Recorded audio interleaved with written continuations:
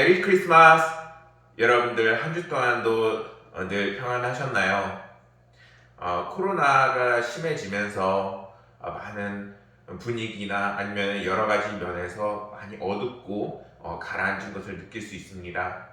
그러나 우리가 오히려 이럴 때 예수 그리스도의 탄생하심과 그리고 하나님의 그 은혜와 그리고 그것을 통해서 우리가 더욱더 힘을 받고 능력을 얻어 그리스도의 사람으로 힘있게 살아가기를 간절히 소망합니다. 오늘 함께 나눌 말씀은 이사야 52장 9절에서 10절 말씀을 통해서 구원이라는 제목으로 함께 말씀을 나누어 보고자 합니다. 함께 본문 말씀을 읽겠습니다. 너 예루살렘의 황폐한 곳들아 기쁜 소리를 내어 함께 노래할지어다. 이는 여호와께서 그의 백성을 위로하셨고 예루살렘을 구속하셨음이라. 여호와께서 열방의 목전에서 그의 거룩한 팔을 나타내셨으므로 땅끝까지 모두 우리 하나님의 구원을 보았도다. 아멘.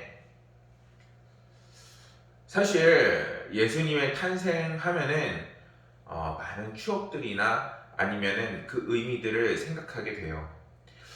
저 같은 경우에는 예전에 다른 청년들과 함께 같이 새벽송을 돌았던 기억이 납니다. 한 새벽녘쯤에 이제 청년들과 함께 예수님을 믿는 같은 그리스도인들을 찾아가서 이제 문을 두드리고 그 앞에서 같이 찬송가를 부르고 그리고 안으로 초대돼서 다과도 받고 때로는 차도 마시고 그리고 그 받은 다과들을 한꺼번에 다 모아서 이제 그 다음날 성탄절에 이제 유치부나 아동부 그리고 다른 교육부에 있는 아이들에게 주기 위해서 과봉을 만드는 작업을 제가 있는 곳에서는 했었습니다. 사실 제가 중고등학교 때는 이것들을 굉장히 싫어했어요. 도대체 이걸 왜 해? 그리고 도대체 이게 무슨 의미가 있어? 하면서 그때 당시에는 철이 없어서 그런지 중고등학생 때 그게 굉장히 별로 의미 없어 보이고 귀찮게 느껴지더라고요. 근데 시간이 지나고 그리고 진로를 결정하고 그리고 어떻게 살아가야 할지를 우리가 깊이 생각할 때가 있잖아요. 그때 저 같은 경우에는 내 인생에서 정말 진정으로 진리가 되어지고 결코 버릴 수 없는 소중한 것이 무엇일까라고 했을 때 예수 그리스도가 없는 나의 인생은 과연 의미가 있을까라는 생각이 들더라고요. 내 인생에서 정말 예수님께서 구원을 주시고 나와 만나 주시고 우리와 함께 해주시지 않았더라면 내 인생은 지금쯤 어떤 모습이었을까 생각했을 때 너무나도 암담하더라고요. 오늘 말씀에서는 바벨론의 포로에 잡혀가는 이스라엘 백성들을 향해서 하나님께서 하나님의 백성들을 크신 능력으로 이제는 새벽에 열방에 있는 모든 사람들이 보고 놀랄 만큼 강한 힘으로 그들을 구원하실 것을 말씀합니다. 10절 말씀에서 거룩한 팔을 나타내셨으므로 라고 성경을 이야기하는데 오늘 말씀에서 이 팔은 능력을 상징하는 의미를 담고 있습니다. 그리고 나타내셨다라는 것은 어원적으로 볼 때에 옷을 완전히 벗어버린다는 의미가 있어요. 그러니까 지금까지 꽁꽁 숨겨져 있던 하나님의 그 능력이 그 팔이 한꺼번에 이제 강력하게 역사하셔서 이제는 이러한 포로로 잡혀가고 고난을 당하고 있는 이스라엘 백성들을 건져내실 것이라 라고 지금 말씀하고 있는 것입니다.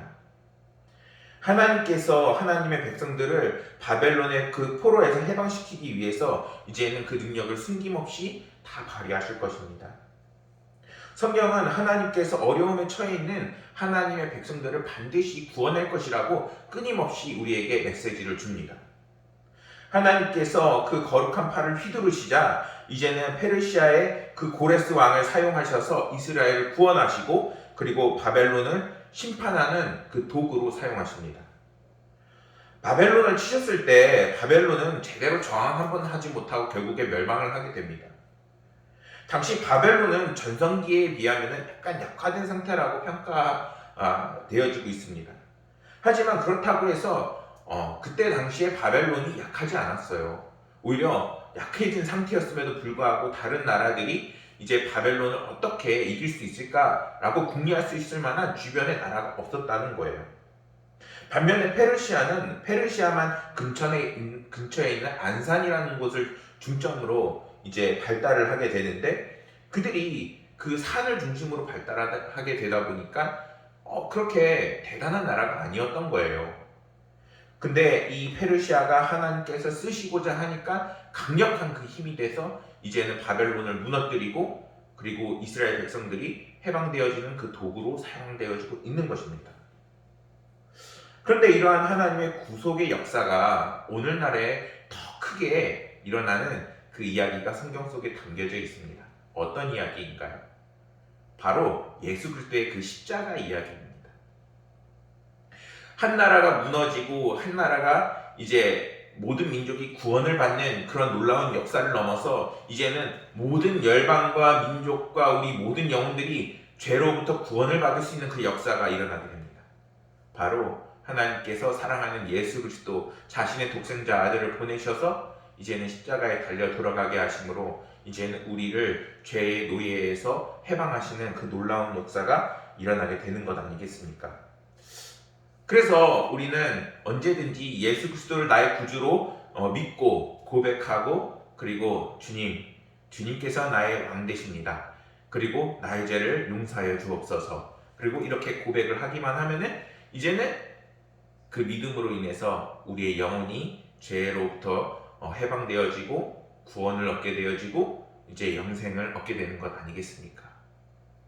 저 역시 이전에 예수님을 그렇게 심도 있게 믿지 않을 때보다 지금의 삶이 훨씬 만족스럽고 너무나도 행복한 것을 느끼고 있습니다. 근데 그것이 한순간에 끝나는 것이 아니라 날마다 주님께서 나와 동행하시고 나와 늘 함께 하시는 그 놀라운 역사로 인해서 우리가 충만한 그 은혜를 누리게 되는 것입니다. 사랑하는 여러분, 이제 12월 25일 성탄절이 찾아와요.